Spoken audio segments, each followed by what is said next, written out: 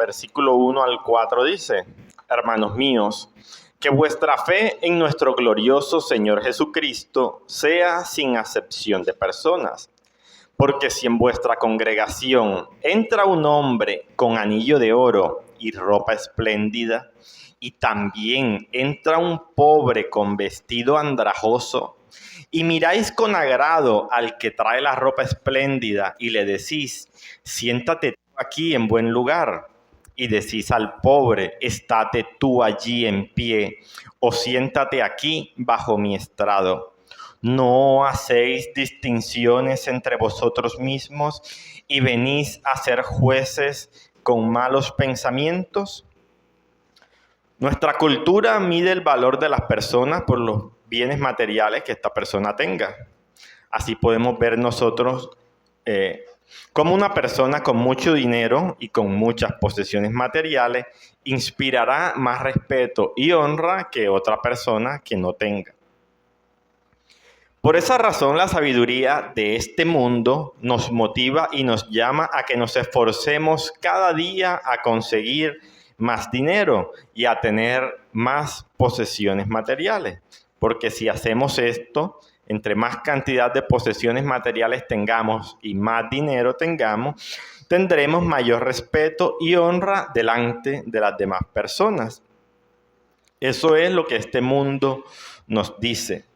Además, también nos dice de que entre más jóvenes acumulemos posesiones materiales, más disfrutaremos de la vida cuando ya estemos viejos, sin saber siquiera si van a llegar a viejos. Pero esta forma de pensar, como vamos a ver, Dios le da otro nombre. Lo veremos más adelante. El título de esta predicación se llama Viviendo por las razones equivocadas. Y eso lo vamos a ver nosotros en el libro de Lucas, capítulo 12, del versículo 13 en adelante. Lucas, capítulo 12, del 13 en adelante. Dice: le dijo uno de la multitud: Maestro, di a mi hermano que parta conmigo la herencia. Mas él le dijo: Hombre, ¿quién me ha puesto sobre vosotros como juez o partidor?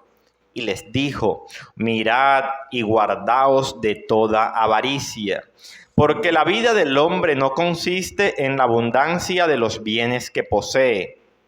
También les refirió una parábola diciendo: la heredad de un hombre rico había producido mucho, y él pensaba dentro de sí, diciendo: ¿qué haré? Porque no tengo dónde guardar mis frutos. Y dijo: esto haré: derribaré mis graneros y los edificaré mayores, y allí guardaré todos mis frutos y mis bienes. Y diré a mi alma: alma, muchos bienes tienes guardados para muchos años. Repósate, come, bebe, regocíjate. Pero Dios le dijo: necio, esta noche vienen a pedirte tu alma, y lo que has provisto, ¿de quién será? Así es el que hace para sí tesoro y no es rico para con Dios.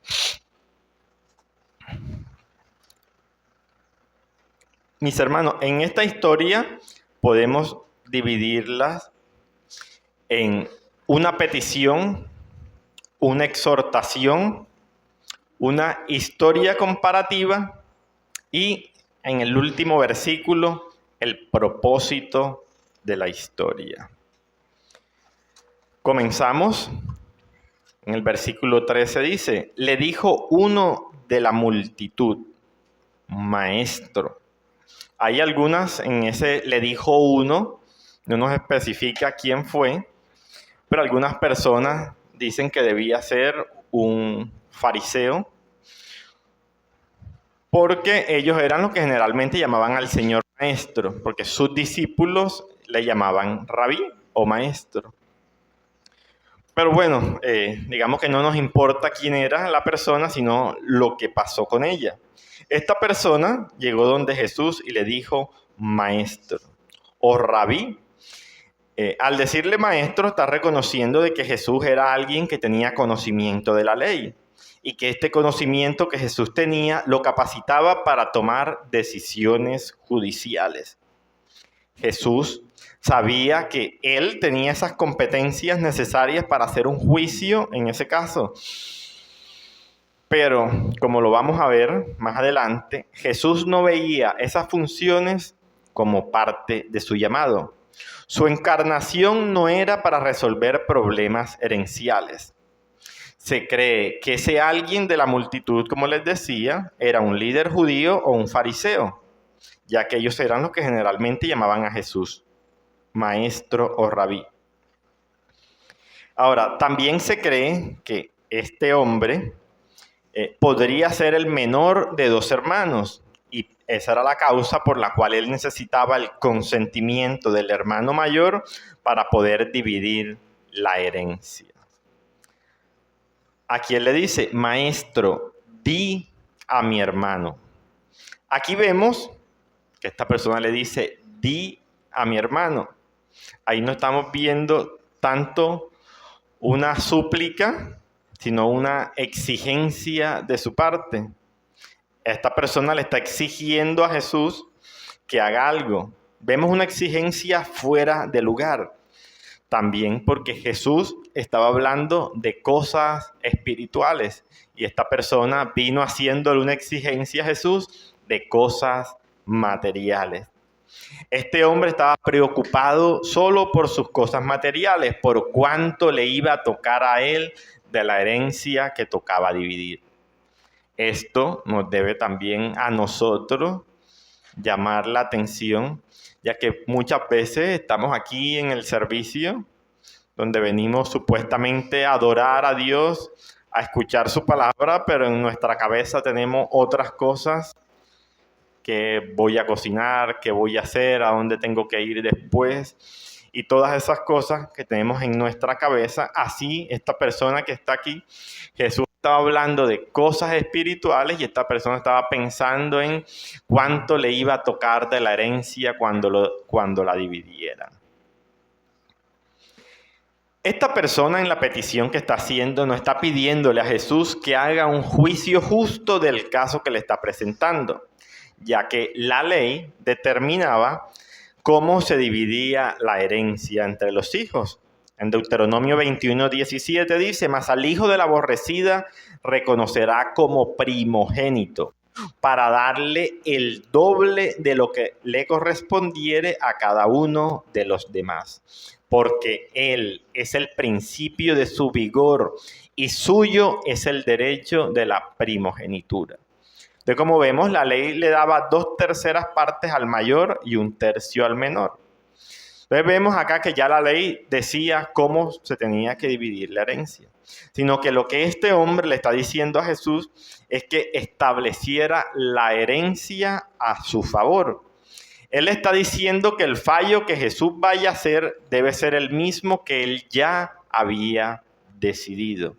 Este hombre quería usar a Jesús y la autoridad que Jesús tenía para él confirmar su voluntad en la repartición de la herencia.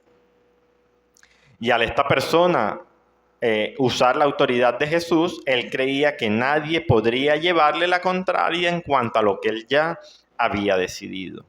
Él no le estaba pidiendo a Jesús mediar entre los dos para tomar la mejor decisión, sino que lo que él quiere es que Jesús confirme la decisión que él ya había tomado. Esta persona ya ha decidido cuáles son sus derechos. Solo está buscando a alguien con autoridad que le ayude a presionar a su hermano para que le conceda esos derechos que él ya se otorgó a sí mismo.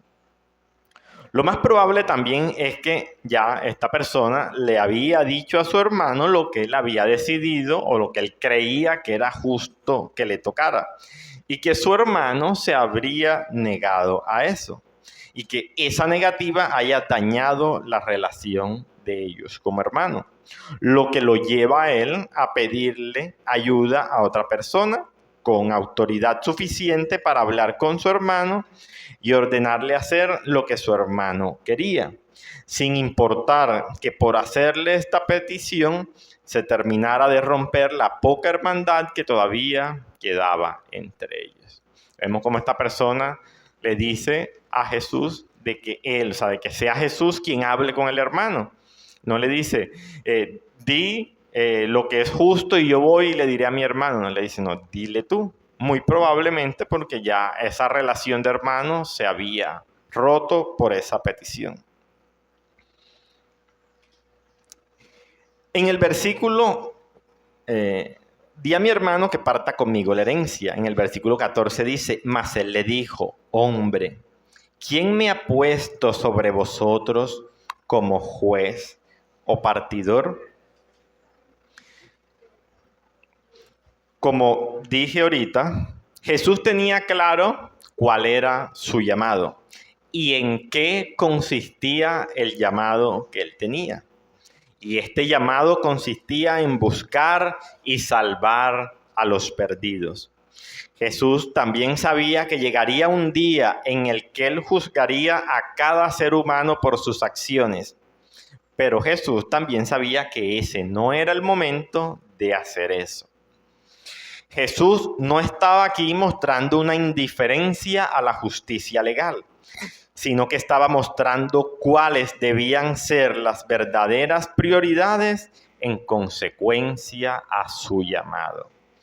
El interés y la preocupación de Jesús estaba por proclamar el reino de Dios y no en resolver problemas entre hermanos de cómo repartir una herencia. Su verdadera tarea era mucho más importante y sublime, la cual tenía repercusiones eternas. Jesús también sabía, al igual que este hombre, que había autoridades establecidas para resolver estas disputas legales de herencia. Como Jesús lo dijo en otras palabras, en otro lado, al César lo que es del César. De la misma manera, para nosotros hoy, para el creyente el día de hoy, es muy importante saber y entender la diferencia entre lo que estamos llamados a hacer y lo que no. Principalmente los pastores. Vemos hoy día muchos pastores haciendo cosas y metidos en todo tipo de actividades donde lo que hacen es descuidar lo que verdaderamente deben hacer.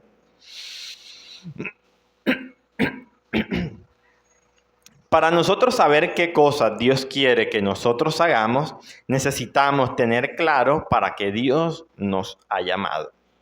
¿Será que Dios nos llamó a nosotros para que hagamos ricos, hablando económicamente, a las demás personas?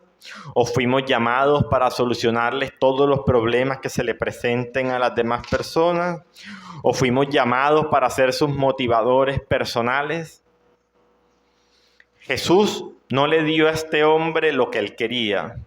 Jesús le dio a este hombre lo que necesitaba. De igual manera, nosotros no debemos darle a las personas lo que ellos más quieren, sino lo que más necesitan, es decir, el Evangelio. Versículo 15 dice, y les dijo, mirad y guardaos de toda avaricia, porque la vida del hombre no consiste en la abundancia de los bienes que posee. Mirad y guardaos, tened mucho cuidado, absteneos de toda avaricia, tener mucho cuidado y absteneos de todo deseo insaciable. Con estas palabras, es como si Jesús le estuviera diciendo a este hombre que si su hermano accediera a sus peticiones y le diera aquello que él tanto quería, él no se iba a contentar, ya que el deseo que él tenía por tener cada vez más cosas materiales era insaciable y que por muchas cosas que él tuviera nunca iba a ser suficiente para él. Le dice, guardaos de toda avaricia. Ahí avaricia nos habla de toda clase de deseos codiciosos, deseo por tener más. En nuestra época, lamentablemente esta palabra se le ha quitado sus connotaciones pecaminosas y se usa para motivar a las personas a buscar cada día más cosas. Y ahora han hecho que esta palabra signifique una persona con empuje para los negocios. Esa es a la persona que tiene avaricia el día de hoy. No le dicen que es una persona con avaricia, sino una persona que tiene empuje para los negocios.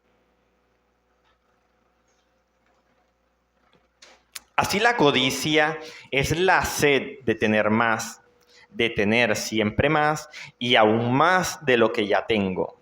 Ya sea rico o pobre, todos estamos tentados por el deseo devorador de querer tener más cosas de las que Dios nos ha dado o de desear las cosas que Dios le ha dado a otros en lugar de a nosotros.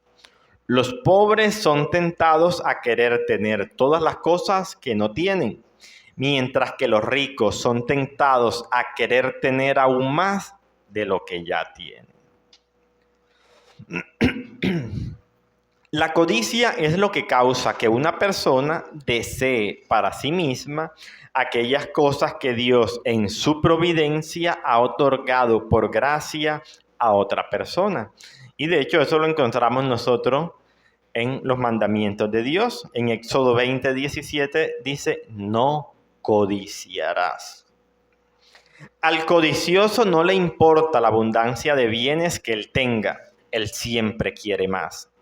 Cuando se le pregunta a un millonario qué lo motiva a buscar más, que si ya no tiene lo suficiente, que cuánto más quiere, ellos siempre responden que solo quieren un poquito más. Eclesiastés 5:10 dice, el que ama el dinero no se saciará de dinero, y el que ama el mucho tener no sacará fruto. También esto es vanidad.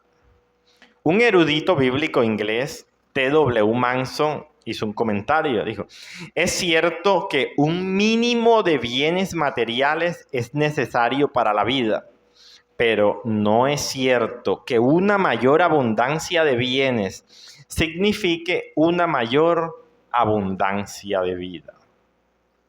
Las posesiones no nos dan vida. De hecho, con todas las exigencias que hacen a nuestro tiempo y de nuestro esfuerzo, por lo general terminan quitándonos la vida, ya que trabajamos más y más duro para seguir viviendo de la manera a la que nos hemos acostumbrado. J.C. Ryle dijo, cuantas más hectáreas de tierra tiene un hombre, más se preocupa.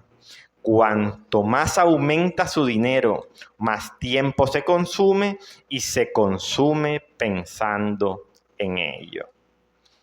Eclesiastés 5:12 dice, dulce es el sueño del trabajador, coma mucho, coma poco, pero al rico no le deja dormir la abundancia. Algunas personas viven por dinero y por todas las cosas que el dinero puede comprar. Así es como encuentran sentido de satisfacción a sus vidas. Sus pensamientos diarios están impulsados por las deudas que tienen que pagar o están consumidos por las metas financieras que se han fijado. Dicen, para cuando tenga 40 años quiero tener esto, o quiero poder hacer esto cuando tenga 60. Pero no es de eso de lo que se trata la vida. Lo importante no es lo que poseemos, sino lo que somos. Y Jesús aprovecha, como todo un buen maestro, esta oportunidad para establecer delante de sus seguidores cuál debe ser la actitud de sus discípulos en relación con las cosas materiales. Y esto Jesús lo hace contando la historia de un hombre que tenía muchas posesiones materiales. Y comienza Jesús diciendo, la heredad de un hombre rico había producido mucho. Si podemos ver aquí, Jesús nos dice algo de que la heredad, es decir, la tierra de esta persona, había producido mucho. Las palabras usadas por Jesús aquí, veamos que no fueron un hombre que trabajó mucho y se esforzó mucho, sino que lo que Jesús nos dice es que la heredad de este hombre había producido mucho. Es decir, la abundancia que este hombre tuvo no vino por la persona o las personas que trabajaron la tierra. Y debemos entender que la tierra la trabajaron. Como todo lo que tiene que ver con la agricultura, toca trabajar, arar, abonar, sembrar, recoger. Todo eso tiene un arduo trabajo. Pero como vemos acá, Jesús hace énfasis en que fue la heredad la que produjo esa abundancia. Así que la abundancia no vino por la persona que trabajó la tierra. Jesús nos dice que fue la heredad la que produjo abundantemente. Es decir, diciéndolo con otras palabras, que fue Dios quien bendijo la tierra para que esta tierra produjera abundantemente, haciendo así de esta abundancia un regalo de Dios. El Salmo 104, versículo 13 y 14 dice en la NTV: desde tu hogar celestial, hablando de Dios, envías lluvia sobre las montañas y colmas la tierra con el fruto de tus obras. Haces crecer el pasto para los animales y las plantas para el uso de la gente. Les permites producir alimento con el fruto de la tierra. Así que cuando una tierra produce abundantemente, es Dios quien ha bendecido esa tierra. Y eso, nuevamente, teniendo en cuenta, no debemos desmeritar el trabajo que hizo la persona, porque tiene que hacer el trabajo, porque si no lo hace, si no ara la tierra, si no siembra, si no la abona, pues eso no va a bajar un ángel a hacer eso. Eso es trabajo de nosotros y nosotros debemos hacerlo. Pero Dios, al ver este trabajo al hacer nosotros nuestra parte, Dios bendice esa tierra y la tierra produce. Porque hay tierras que la labran, la abonan y hacen todo lo que tienen que hacer, pero al final de la cosecha no hay cosecha. Entonces vemos que no es solo el trabajo del hombre, sino que es Dios quien bendice la tierra para que esta tierra pueda producir abundantemente. El Salmo 65, del 9 al 13 dice: cuidas la tierra y la riegas, la enriqueces y la haces fértil. ¿Quién hace eso? Lo hace Dios. El río de Dios tiene agua en abundancia, proporciona una exuberante cosecha de grano, porque así ordenaste que fuera. Con lluvia empapas la tierra arada, disuelve los terrones y nivelas los surcos. Ablandas la tierra con aguaceros y bendices sus abundantes cultivos.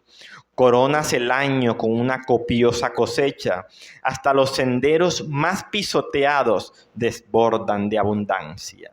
Las praderas del desierto se convierten en buenos pastizales y las laderas de las colinas florecen de alegría. Los prados se visten con rebaños de ovejas y los valles están alfombrados con grano. Todos gritan y cantan de alegría. Vemos muchos casos en la Biblia nosotros de personas ricas: Abraham, Salomón, Job, David y aún este hombre de la historia, donde la Biblia nos está mostrando que fue Dios quien lo había bendecido y lo había hecho rico, mostrándonos así la Biblia que el problema no está en tener muchas posesiones o en ser rico, porque es Dios mismo quien hace rico a la persona. El problema está en cómo estamos viendo nosotros esas cosas que Dios nos ha dado.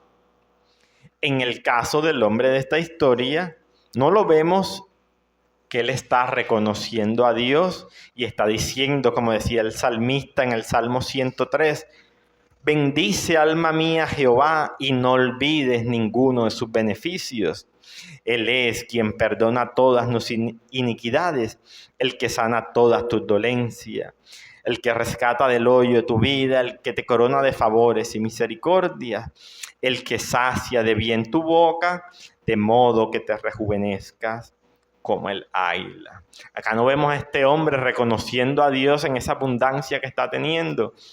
Este hombre no reconoce que fue Dios quien le ha dado toda esa abundancia que él tiene, sino que ¿qué es lo primero que le viene a la mente de este señor? En el versículo 17 dice, y él pensaba dentro de sí diciendo, ¿qué haré? Porque no tengo dónde guardar mis frutos. La abundancia de las bendiciones que Dios le ha dado a este hombre le están generando un problema. Y es que no sabe ahora dónde guardar todas esas cosas que le sobran. No sabe dónde guardar las cosas que Dios le regaló, pero que él no necesita, ya que ya él era muy rico y ya tenía todo lo necesario para vivir.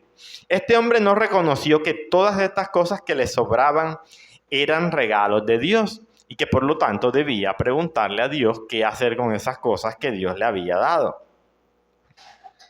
Lo único que este hombre tenía en su cabeza era cómo hacer para guardarse todo aquello que le sobraba. Cómo hacer para beneficiarse él solo de todos los regalos que Dios le había dado. Ahora, esta persona vemos que dice que él pensaba dentro de sí diciendo, ¿qué haré? Vemos que esta persona está hablando consigo mismo. Está hablando acerca de sí mismo, haciéndose preguntas a sí mismo y dándose las respuestas a sí mismo. Y en el análisis que esta persona hace consigo mismo, encuentra la respuesta a su problema. ¿Y cuál es la solución que él consigue? Destruir todo lo que tiene y construirlos nuevamente y más grande donde pueda guardar todo aquello que le sobra. Ahora, en esas comunidades, las personas al tomar decisiones importantes, ellos buscaban reunirse en las puertas de las ciudades, reunirse con todos los ancianos y ahí pasaban horas y horas debatiendo acerca de un tema, cuál era la solución más sabia para ese problema. Pero a este hombre no le importaba la opinión de más nadie, sino solo lo que su corazón le dijera. Y la respuesta que él se da a sí mismo es que se debe de quedar con toda esa abundancia. No importa que no la necesite y tampoco importa que para quedarse con ella implique tener que destruir todo lo que tiene y tener que volver a construirlo mucho más grande. Él vio ese accionar como el inicio de sus años dorados y como el inicio de su retiro. De dónde podría él dedicar el resto de su vida a la búsqueda de placeres ociosos, ya que tendría seguridad financiera.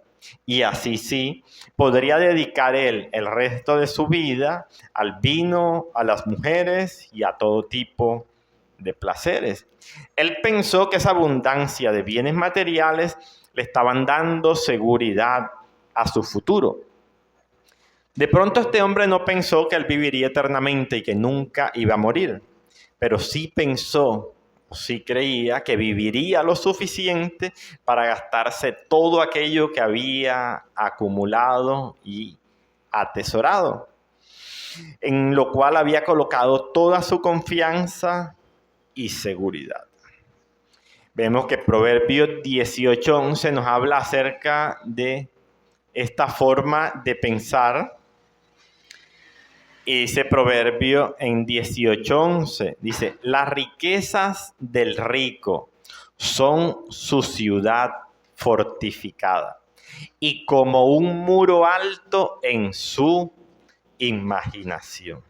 Vemos que las riquezas tienen la particularidad de que quien la posee cree que al tenerla es como si estuviera rodeado de un alto muro en el cual nada se le va a acercar a él, nada malo le va a llegar.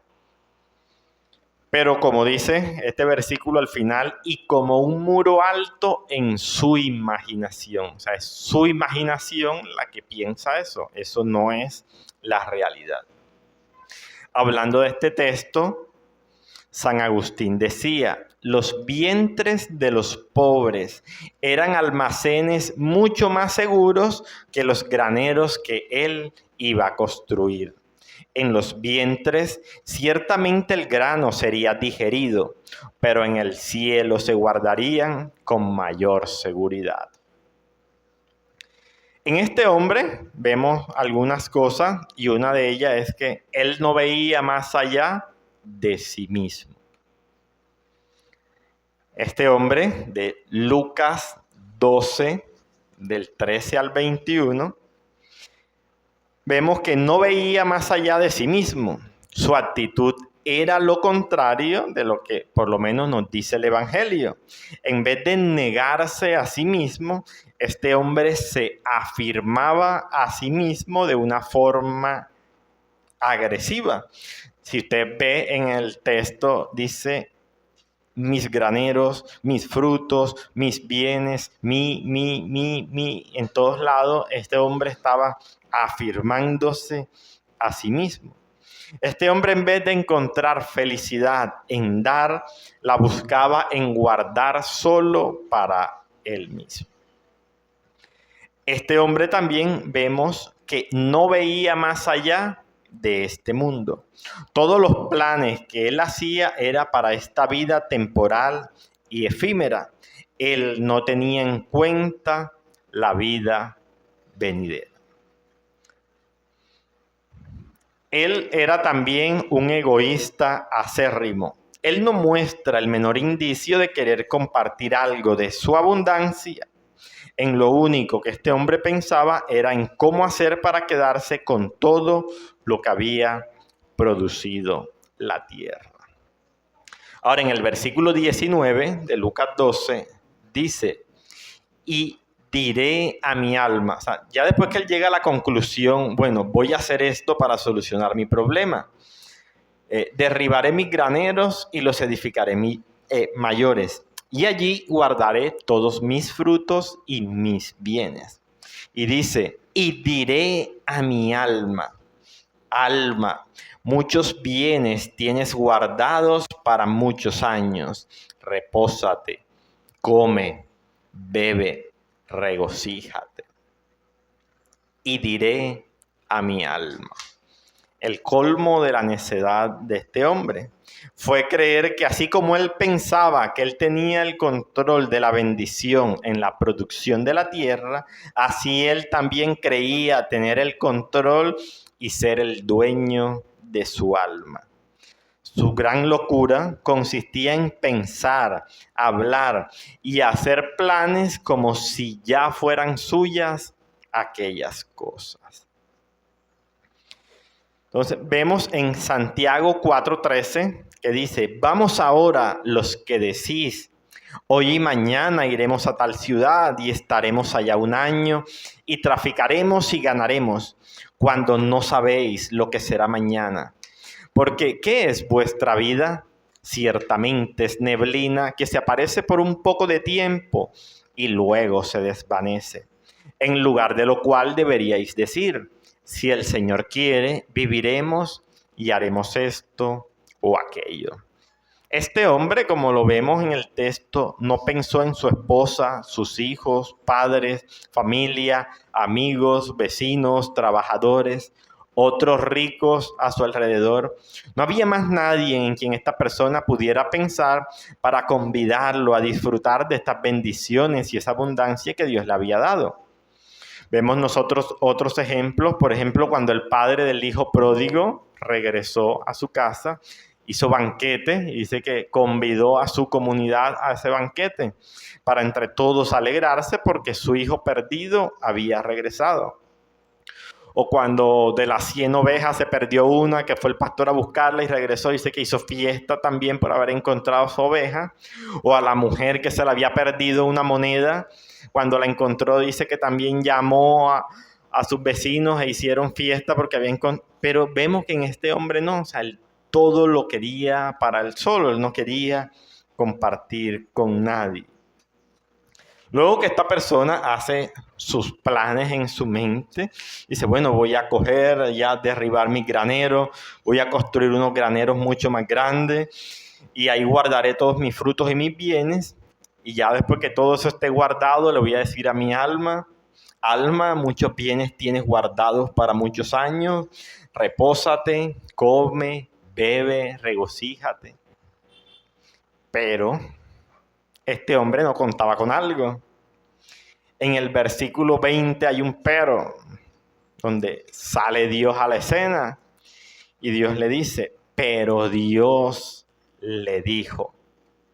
Acá vemos cómo Dios demuestra su soberanía interrumpiendo los planes que este hombre había trazado para su vida.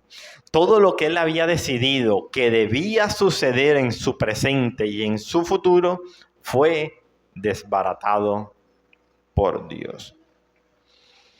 Ahora, una de las diferencias, hago un paréntesis acá, entre el cristianismo y otras religiones es el propósito el propósito que tenían o que tienen hoy día muchas religiones es manipular o ganarse el favor de sus dioses, de modo que sus dioses hagan lo que sus seguidores le pidan. Por eso vemos nosotros cómo se les ofrecen regalos. Y bueno, y en épocas anteriores, no sé si ahora todavía lo harán, les ofrecían sacrificio a sus dioses para que sus dioses se agradaran de ellos y los bendijeran con buenas cosechas o con cualquier otra cosa que ellos le pidieran. Pero cuando nosotros vamos a la Biblia, vemos que el Dios de la Biblia no es así. El Dios de la Biblia es un Dios soberano y no hay ninguna acción humana que nosotros hagamos con la cual podamos manipularlo a Él. Así debemos tener nosotros claro de que los cristianos, o un verdadero cristiano, no busca lograr que Dios haga lo que nosotros queramos. Y si hay alguien que está pensando eso, pues está en el lugar equivocado. Les recomendaría irse a otra religión que sí piense así, pero en el cristianismo no. El propósito del cristianismo es que nosotros seamos los que hagamos aquellos que Dios quiere que nosotros hagamos. Nosotros no vamos a hacer las cosas para hacer que Dios haga lo que nosotros queramos, no. Nosotros tenemos que hacer lo que Dios quiere que nosotros hagamos, porque nuestro Dios es un Dios soberano. Hoy día, lamentablemente, hay un cristianismo que es más pagano que cristiano, ya que pretende manipular a Dios. Lo vimos por lo menos en la iglesia medieval con el sistema de las penitencias, con la idea de que mediante buenas obras se puede persuadir a Dios para que abra las puertas de los cielos y me dé entrada a Él. Y este es uno de los propósitos también, por lo menos, que encontramos cuando se pagan misas por los muertos. Se pagan misas para que esa persona salga de ese lugar y pueda ir a la presencia de Dios. Pero vemos que no hay nada que nosotros podamos hacer con la cual podamos manipular a Dios. Ahora, en nuestra época el paganismo lo vemos en que se nos promete que si hacemos ciertas acciones, como por ejemplo ir el domingo a la iglesia, o hacer unos cuantos días de ayuno, o entregar mis diezmos a cierta iglesia, Dios me dará aquello que le estoy pidiendo. Esa forma de manipulación la vemos hoy día cuando le dice, oye, ¿tú estás enfermo? Bueno, si haces 10 días de ayuno, 5 días de ayuno, Dios te va a sanar. Yo estoy diciendo que voy a manipular a Dios haciendo 5 días de ayuno para que Él me sane. Y eso es manipulación. O cuando yo le digo a una persona, oye, si tú vas a esta iglesia, ahí Dios te va a bendecir con aquello que tú le estás pidiendo. O si yo le digo a una persona, si das los diezmos ahí en esa iglesia, Dios te va a bendecir porque estás dando los diezmos. Eso es manipulación. Ahora, cuando la persona hace aquello que le han dicho y no se cumple eso que le prometieron, entonces, eso no se te cumple es porque no tienes la suficiente fe. Y ahí se excusan. Este tipo de mensajes son muy exitosos el día de hoy. Por eso encontramos que una de las principales corporaciones internacionales se llama Pare de Sufrir, cuyo lema principal es que aquel que sufre, sufre porque no sabe cómo hacer para que Dios resuelva todos sus problemas.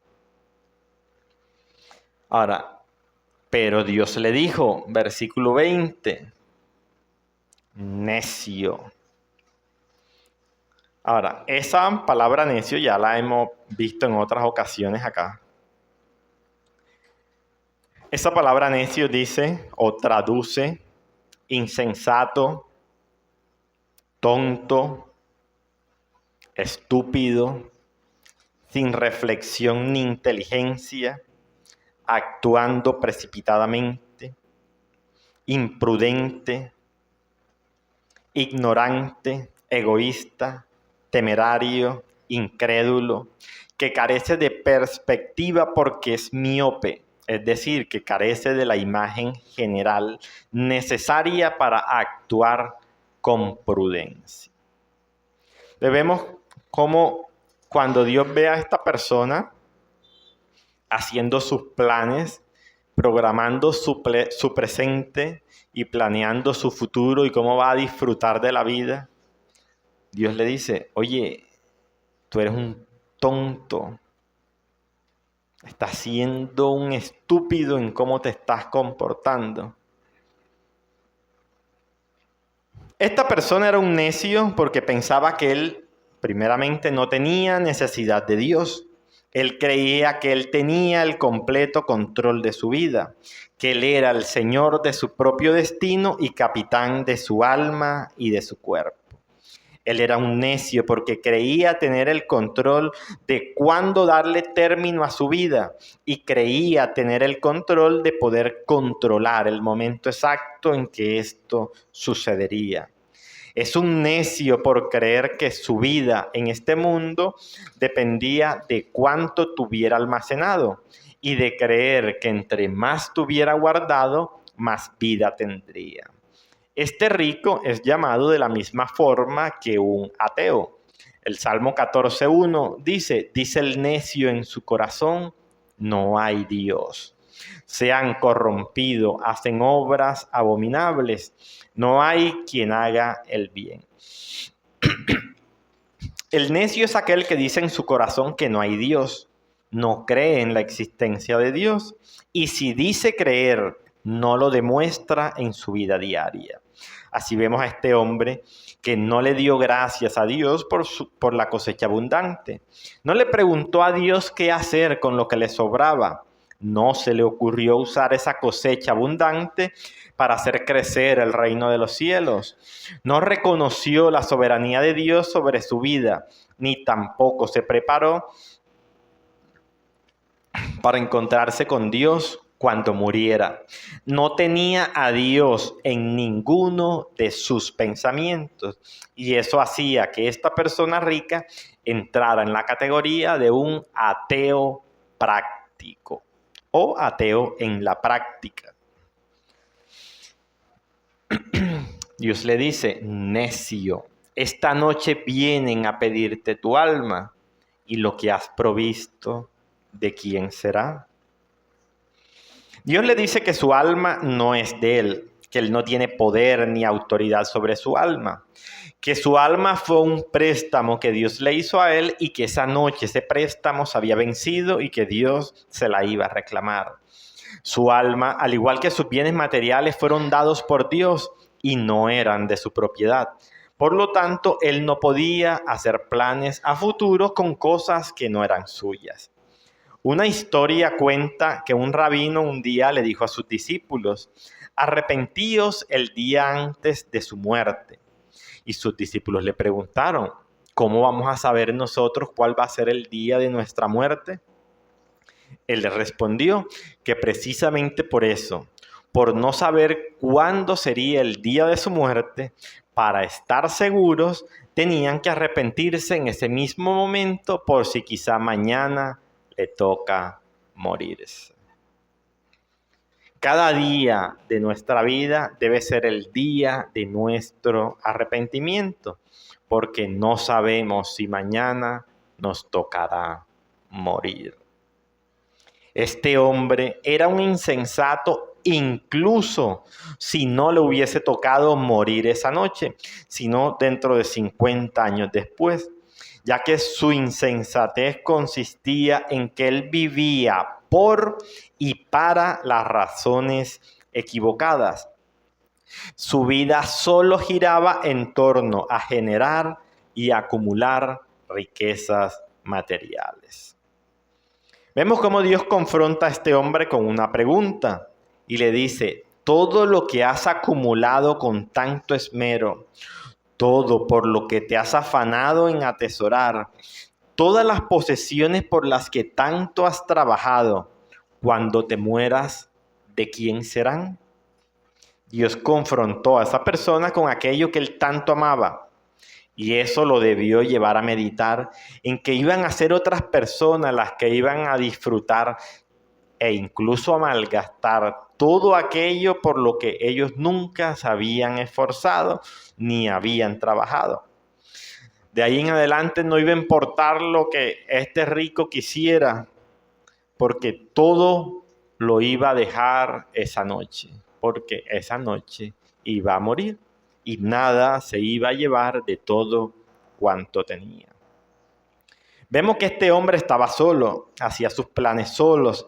No había nadie a su lado, padres, hijos, esposa, amigos. Todo lo había construido él solo y pensaba en disfrutar todo él solo. Pero también no se había percatado de que iba a morir él solo. Él no iba a saber quién se iba a quedar y quién iba a disfrutar todo aquello que él tanto protegía y en lo que tanto se había afanado en acumular. Él no sabía quién iba a tener todo el dominio de todo el dinero que él había amasado. Cuando una persona rica se muere, generalmente se pregunta ¿cuánto dejó? O sea, haciendo referencia a sus bienes materiales. ¿Cuánto dejó esa persona que se murió? ¿Cuál es la respuesta ahí? Todo lo que tenía. ¿Cuánto dejó? Todo lo que tenía, porque no se llevó nada. Porque no preguntan de todo el dinero que esa persona tenía, ¿cuánto se llevó? Precisamente porque no se puede llevar nada. Eclesiastés 5:13 dice: hay un mal doloroso que he visto debajo del sol, las riquezas guardadas por sus dueños para su mal, las cuales se pierden en malas ocupaciones, y a los hijos que engendraron nada les queda en la mano. Como salió del vientre de su madre desnudo, así vuelve, yéndose tal como vino, y nada tiene de su trabajo para llevar en su mano. Este también es un gran mal, que como vino, así haya de volver. ¿Y de qué le aprovechó trabajar en vano? O Job 1:21, y dijo: desnudo salí del vientre de mi madre, y desnudo volveré allá. Jehová dio y Jehová quitó, sea el nombre de Jehová bendito. Hoy podremos tener muchas posesiones que Dios nos haya dado, o no podremos tener muchas posesiones, porque así Dios lo ha querido. Pero un día todos nosotros estaremos desnudos y sin nada delante de Dios. Hayamos tenido o no hayamos tenido acá bienes en esta tierra, todos estaremos igualmente desnudos delante de Dios y le tendremos que dar cuenta a Dios por todo aquello que Él nos ha dado. ¿Qué hicimos con esas cosas que Él nos dio? Si lo usamos para extender su reino o lo usamos de forma egoísta solo para nuestro beneficio. Versículo 21. Así es el que hace para sí tesoro y no es rico para con Dios.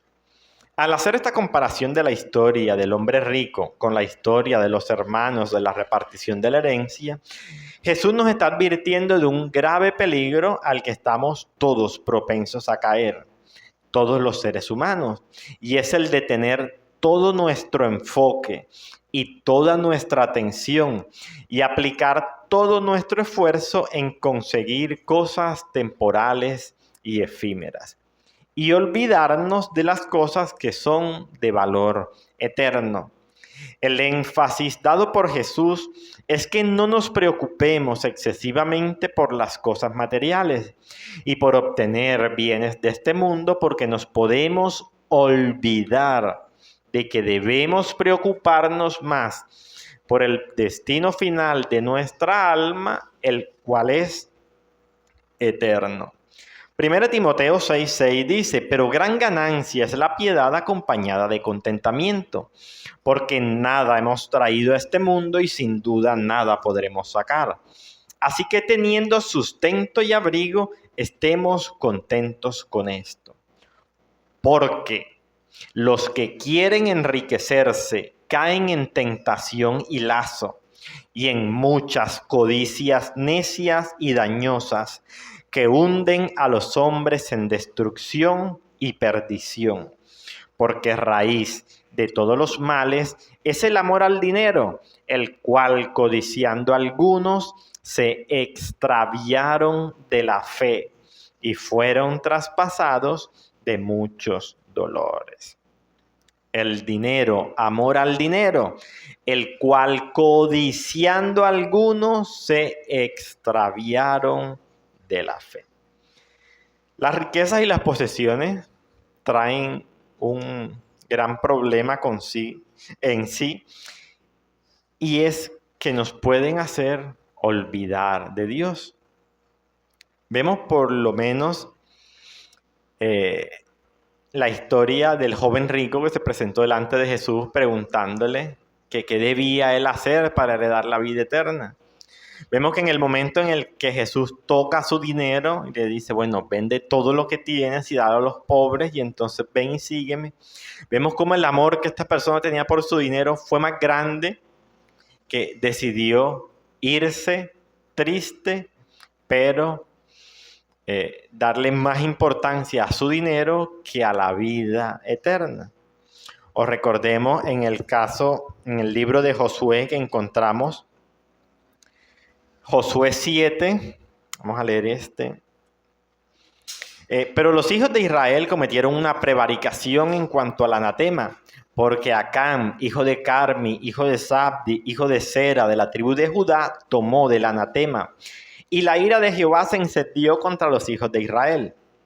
Versículo 11. Israel ha pecado y aún han quebrantado mi pacto que yo les mandé, y también han tomado del anatema y hasta han hurtado, han mentido y aún lo han guardado entre sus enseres. Versículo 20.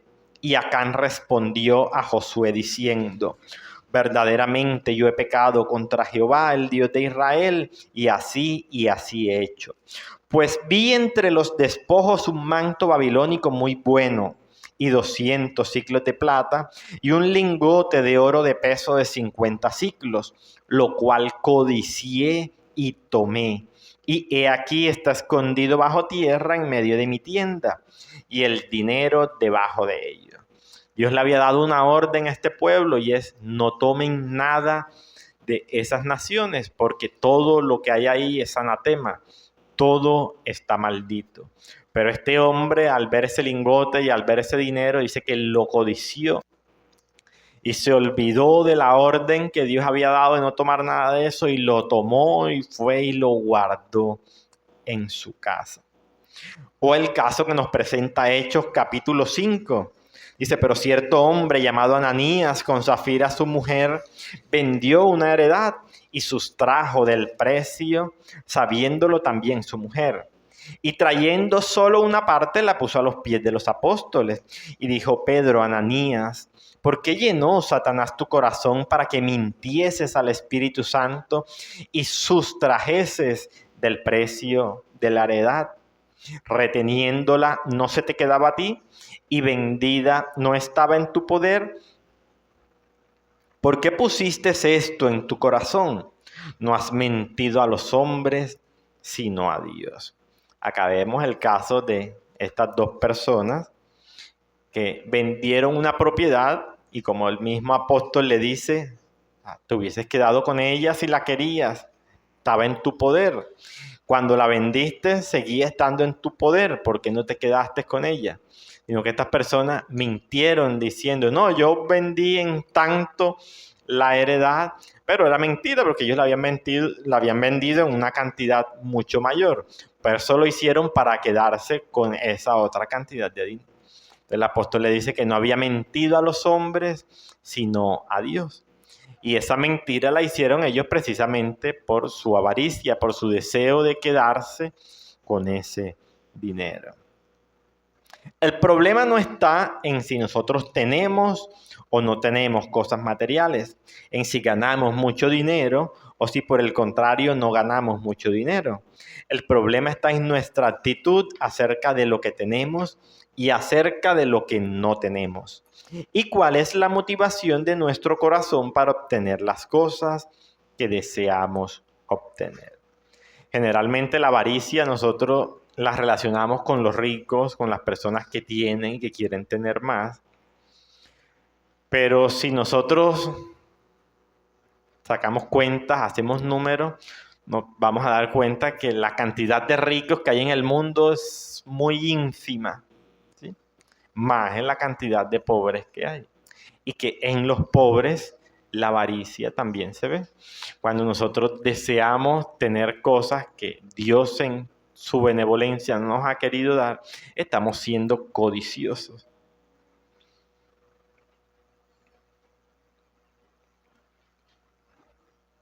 ¿Estamos viviendo solo para el dinero o para las cosas materiales que el dinero puede comprar? Si eso es lo único que queremos, eso es lo único que obtendremos. Eclesiastés 6:1 dice, hay un mal que he visto debajo del cielo y muy común entre los hombres, el del hombre a quien Dios da riquezas y bienes y honra y nada le falta de todo lo que su alma desea, pero Dios no le da la facultad de disfrutar de ello, sino que lo disfrutan los extraños. Esto es vanidad y mal doloroso. Nunca nosotros gozaremos de los placeres que provienen de conocer a Dios y obedecerle, ni tampoco nos vamos a gozar de tener vida eterna en Cristo si nuestro gozo y nuestro deseo solo está en los bienes materiales. Nuevamente, el problema no está en si tenemos o no tenemos, sino en qué estamos haciendo con aquello que tenemos, sea mucho o sea poco, que estamos haciendo con aquello que tenemos. Proverbios 19:17 dice, a Jehová presta el que da al pobre, y el bien que ha hecho se lo volverá a pagar.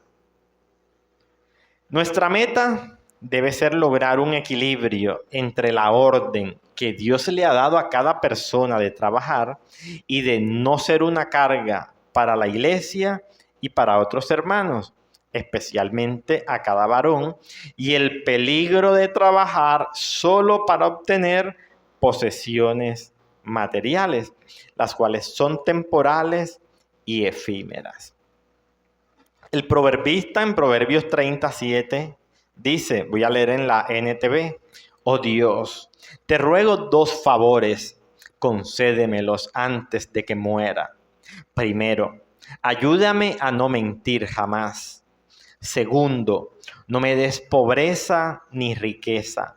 Dame solo lo suficiente para satisfacer mis necesidades. Pues si me hago rico, podría negarte y decir, ¿quién es el Señor? Y si soy demasiado pobre, podría robar y así ofender el santo nombre de Dios. Dios no nos está llamando a que renunciemos a las cosas materiales por ser estas intrínsecamente malas, sino que el llamado que Él nos hace es a que esas cosas materiales que el mismo Dios nos ha dado, las usemos bajo su dirección y cumpliendo el propósito por el cual Él nos la dio. Tenemos por lo menos el proporcionarnos salud a nosotros, a nuestra familia, para ayudar a nuestros hermanos en necesidad y para extender el reino de los cielos. Hasta este punto, mis hermanos, hemos hablado de la avaricia, del peligro de ella, pero debemos tener cuidado en no irnos ahora a otro extremo, ¿sí? No nos equivoquemos creyendo ahora de que, bueno, no debemos trabajar, ¿sí? Porque si trabajo mucho, entonces soy un avaricioso. Porque el Señor me proveerá. ¿Sí? Y si es cierto, el Señor me proveerá. Pero ese proveerá del Señor está entrelazado con mi accionar. ¿Sí? Yo no puedo pretender, como el ejemplo que tenía ahorita de la tierra, un agricultor no puede pretender de que con arrodillarse y orar y decir, bueno, Señor, yo quiero aquí tener un cultivo de yuca, manda a tus ángeles que aren la tierra, que la abonen y que la siembren, y yo seguiré aquí orando mientras eso da fruto. El Señor, recordemos nosotros desde el Génesis, que la orden fue, aún sin el ser humano pecar, que trabajara. ¿Sí? Entonces vemos cómo podemos irnos a ese otro extremo en el que no, bueno, entonces yo me voy a quedar quieto y esperar en que el Señor provea. Porque sabemos de que hay dos cosas actuando y es nuestra responsabilidad y la soberanía de Dios. No podemos excusarnos en la soberanía de Dios, en que Dios... yo puedo hacer algo, decir, yo puedo hacer algo, pero si el Señor no me ayuda, yo no lo puedo hacer. Sí, pero es que si yo no lo hago y me excuso en que no lo hago porque Dios no lo va a hacer, ¿cómo voy a saber si Dios lo va a hacer o no si yo no lo estoy haciendo primero? Yo tengo que hacer y poner todo mi esfuerzo en hacer lo que a mí me toca hacer y ya el Señor en su soberanía decidirá si eso que yo estoy haciendo es prosperado o no. Ahora, terminamos con dos versículos que nos da el apóstol Pablo. Uno lo encontramos en 2 Tesalonicenses 3:6. Dice, pero os ordenamos, hermanos, en el nombre de nuestro Señor Jesucristo, que os apartéis de todo hermano que ande desordenadamente. Ese andar desordenadamente es muy importante. Tengámoslo en cuenta. Y no según la enseñanza que recibisteis de nosotros. Porque vosotros mismos sabéis de qué manera debéis imitarnos. Pues nosotros no anduvimos desordenadamente, nuevamente, entre vosotros, ni comimos de balde el pan de nadie, sino que trabajamos con afán y fatiga día y noche, para no ser gravoso a ninguno de vosotros. No porque no tuviésemos derecho, sino por daros nosotros mismos un ejemplo para que nos imitaseis. Porque también cuando estábamos con vosotros, os ordenábamos esto. Si alguno no quiere trabajar, tampoco coma. Porque oímos que algunos de entre vosotros andan desordenadamente, no trabajando en nada, sino entremetiéndose en lo ajeno. A los tales mandamos y exhortamos por nuestro Señor Jesucristo que trabajando sosegadamente coman su propio pan. Y vosotros, hermanos, no os canséis de hacer bien. Si alguno no obedece a lo que decimos por medio de esta carta, a ese señaladlo y no os juntéis con él, para que se avergüence.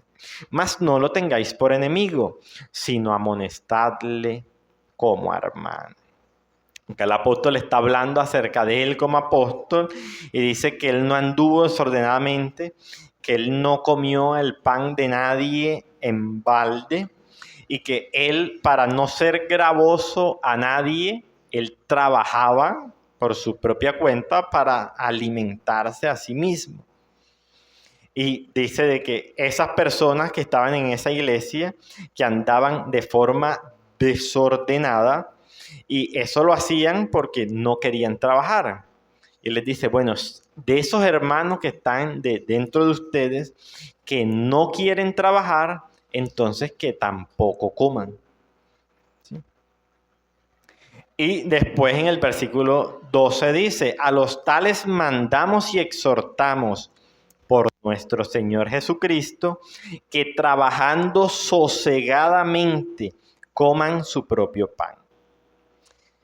Y en el segundo versículo está en Efesios 4:28, que dice, el que robaba o el que hurtaba, no robe más, sino trabaje, haciendo con sus manos lo que es bueno. Y da una razón y dice, para que tenga que compartir con el que padece necesidad. Entonces encontramos dos causas ahí por las cuales el apóstol nos manda a que trabajemos, y es para que nos alimentemos nosotros mismos y no seamos una carga para nadie más, y para que con lo que trabajemos podamos ayudar a aquellas personas que están pasando necesidad. Entonces, mis hermanos, el énfasis que Cristo le da a esta parábola la encontramos en el versículo 21. Así es el que hace para sí tesoro y no es rico para con Dios. Debemos tener presente que todo lo que hagamos nosotros, lo que va a tener trascendencia hacia la eternidad es lo que hagamos para Dios, o como dice acá, cuando somos ricos para con Dios. ¿Y cómo somos ricos nosotros para con Dios? Cuando ponemos nuestra fe, nuestra confianza y nuestra esperanza solo en Él. No confiando en nuestra riqueza, no confiando en nuestras posesiones, no poniendo nuestra esperanza en ellas, sino en Dios. Cuando nos comprometemos a obedecerle en todo lo que Él nos manda. Y cuando usamos los bienes que Dios nos ha dado a nosotros, los bienes que Él nos permita tener, sean muchos o sean pocos, cuando los usamos para extender el reino de los cielos. Oremos, mis hermanos. Bendito Dios. Gracias damos, Padre Celestial,